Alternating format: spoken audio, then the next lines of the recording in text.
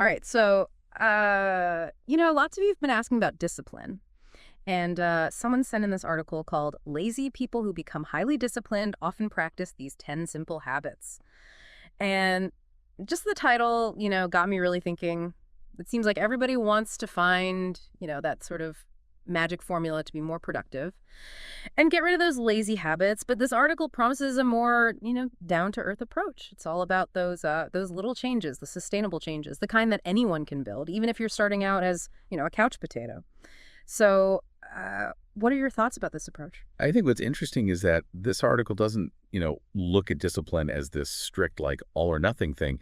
It's more about, like, making choices on purpose and building those small habits that over time lead to bigger changes. It's like taking it one step at a time. You don't have to climb the entire mountain all at once. Right. Right. So the first habit they talk about is making your bed every morning. And I'll admit, I'm not always perfect at that. I'm kind of curious why something so simple is considered so important for discipline. Well, there's actually quite a bit of psychology behind it. When you complete a task, even something as simple as making your bed, it gives you a sense of accomplishment, like you're starting the day with a win. It can sort of snowball into more productivity throughout the day. I've heard that before, but never really thought about it in terms of discipline. It's like that saying, well, begun is half done. So what's the next step towards becoming more disciplined? Well, the article then talks about the importance of routine. I know routines can sound kind of boring, but a good routine actually helps you be more productive. It reduces decision fatigue and creates a framework for your day. Yeah, I actually really like routines. And when I haven't had a good routine, I can definitely tell that I'm less productive. It's like routines take the guesswork out of your day. You just know what to expect and when. Right, exactly.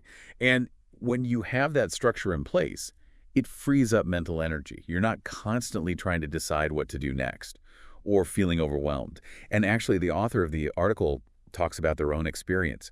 They used to have a really chaotic lifestyle, but once they started following a routine, they became way more productive. That makes a lot of sense. Okay, so we've got the small wins and a solid routine. What's next? Well, next is consistency. You've probably heard of that 21-day rule, the idea that it takes about 21 days to form a new habit. But it's important to remember that's not a hard and fast rule. Some habits might take longer. That's interesting. I always thought that 21 days was like a magic number. So if it's not set in stone, what's the important thing to remember? The most important thing is to not have that all or nothing mindset. You're going to have setbacks. Things happen. You might miss a day or two of your routine. But the key is to not let that completely derail you. It's about progress, not perfection. Right. That's so important when you're trying to make changes in your life. Exactly. It's about the long-term commitment. Building discipline is a journey. So starting small, building a routine, being consistent. What else can help us become more disciplined? The next habit is about prioritizing. Figuring out which tasks are most important and getting those done first. You have to be intentional with your time and energy. Focus on the things that really matter. Yeah, I totally get that. It's about being proactive instead of reactive. Right. And there are different techniques you can use for prioritizing, like the Eisenhower matrix. It helps you categorize tasks based on urgency and importance. I've heard of that, but I'm not really sure how it works. It's pretty simple, actually. Imagine a square divided into 4 parts. The top left is for things that are both urgent and important. Deadlines, crises, things like that. Then the top right is for things that are important but not urgent, like planning for the future, building relationships, things like that. And then the bottom left is for things that are urgent but not important, like some emails, certain meetings, interruptions. And then the bottom right is for things that are neither urgent nor important. Those are just time wasters, basically. So the key is to focus on that top right quadrant, the important but not urgent stuff. Exactly. It's about being proactive and investing your time in the activities that will have the biggest impact in the long run. This is all great stuff. We're starting to see how these simple habits can really make a big difference in our lives. But we're not done yet. We've got more habits to unpack. So stay tuned for part 2 of this deep dive, where we'll continue exploring how to go from lazy to disciplined. So welcome back to our deep dive into building discipline. We're going to keep talking about how to ditch those lazy habits and become more productive and intentional in our lives. Yeah, I'm really enjoying this conversation. In the last part, we were talking about the power of small wins and the importance of having a routine and being consistent. And then there was that thing about prioritizing. That Eisenhower matrix is really No, Interesting. pretty helpful tool. It really makes you think about how you spend your time. Yeah, you start to notice how much time we waste on things that aren't really that important. Totally. It's like, you suddenly have this awareness. Exactly. So, building on that idea of being intentional, the next habit the article talks about is learning to say no. And that's something I really struggle with. I'm a total people pleaser, and I hate saying no to people. I think a lot of people feel that way. Yeah. Our culture makes us feel like we have to say yes to everything. Right. But sometimes saying no can actually be really empowering. It's about setting boundaries and protecting your time and energy, right? There was a time when I was so overcommitted, I was saying yes to everything. And I was just constantly stressed out. That's what happens when you don't set boundaries. You end up feeling resentful and burnt out, Yeah. and you can't do your best work when you're feeling that way. So the article is saying that saying no is actually an act of self-respect. It is. It's about knowing your limits. And it's about making conscious choices. Exactly. But how do you get better at saying no? I don't want to be rude. Well, you have to find a balance. You can be assertive without being aggressive. Right. Like you could say something like, I really appreciate you thinking of me, but I'm swamped right now. Oh, that's good. Or you could say, that sounds like a great opportunity, but it's not a good fit for me right now. Yeah. And sometimes you don't even need to give a reason. You can just say, thanks, but no thanks. Right? And the more you do it, the easier it gets. It does. It's like a muscle. And people will start to respect your decisions more. I think we underestimate how understanding people can be, as long as you're honest with them. Yeah. Okay, so we're learning to be more intentional with our yeses and our nos. What's next? Well, this one might sound a little strange, but the next habit is about embracing failure. Oh, wow. That's not what I was expecting. Yeah, we're always told that failure is a bad thing. Right. But actually, failure can be a really valuable learning experience. I can see that. But it doesn't always feel very good in the moment. No, Yeah. it doesn't. But it's all about how you look at it. Yeah. Instead of seeing failure as a sign of defeat, you need to see it as an opportunity to learn and grow. Okay. You have to have a growth mindset. Exactly. I was working on this really challenging project once, and I kept hitting all these roadblocks, and I was ready to just give up. But then I talked to my mentor, and they reminded me that everyone fails sometimes, even the most successful people. Right. And a lot of times those failures lead to even bigger successes. Yeah.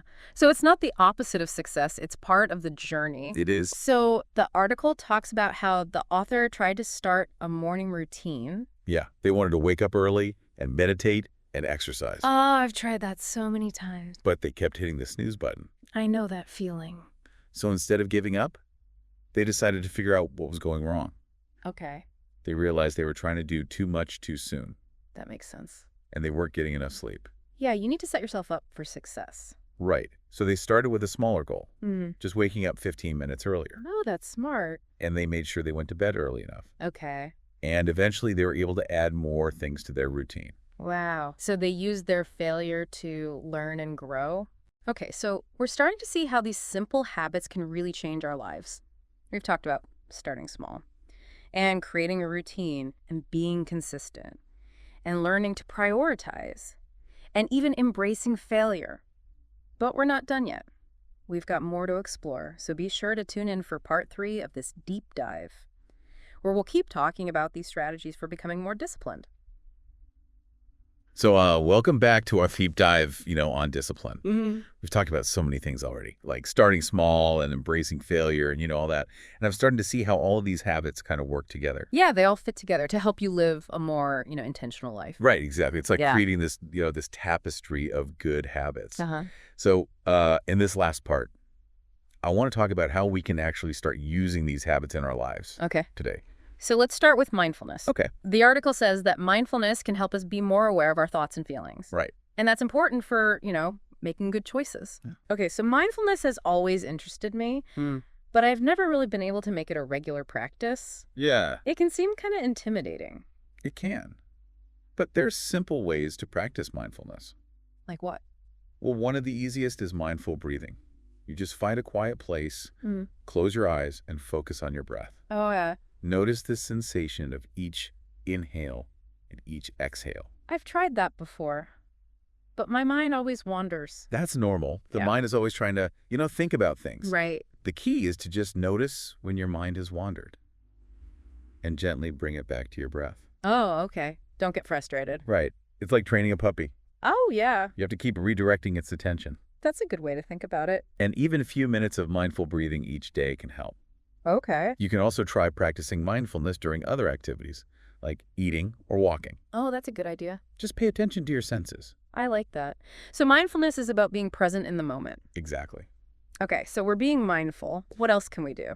The next habit is about scheduling time for relaxation. Oh, wow. That sounds kind of counterintuitive. It might, but we need to rest and recharge. Yeah, I guess so. It's like, if you keep driving your car without filling up the gas tank, eventually it's going to stop working. Exactly. And when we're tired and burnt out, we don't make good decisions. Right. We're more likely to procrastinate and, get distracted. Yeah. But it's hard to make time for relaxation. I know, but we have to. Okay. So how do we do that? Well, it doesn't have to be anything fancy.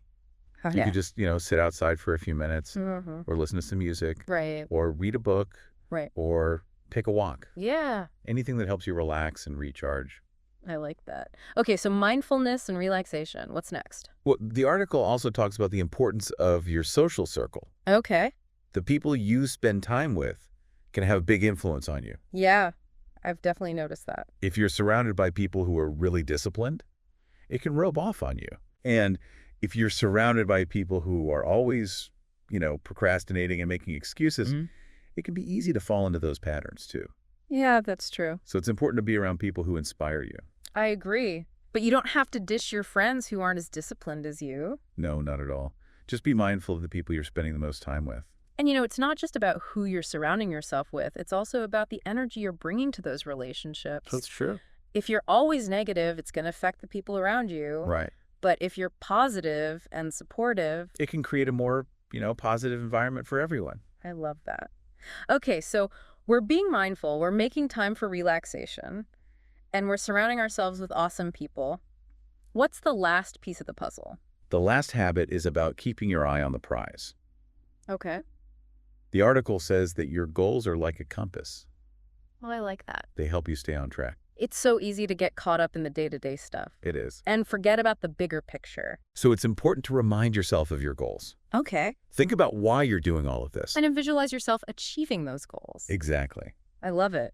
Wow, this has been such a great conversation. We've talked about so many helpful habits. We have. Starting small, creating a routine, being consistent, learning to prioritize, embracing failure, practicing mindfulness, scheduling time for relaxation, surrounding ourselves with great people, and keeping our eye on the prize. That's a lot. It is, but it's all about making small changes. Yeah, one step at a time. Right. And over time, those small changes can add up to big results. They can. We hope you've enjoyed this deep dive and that you feel inspired to start building some of these habits into your own life.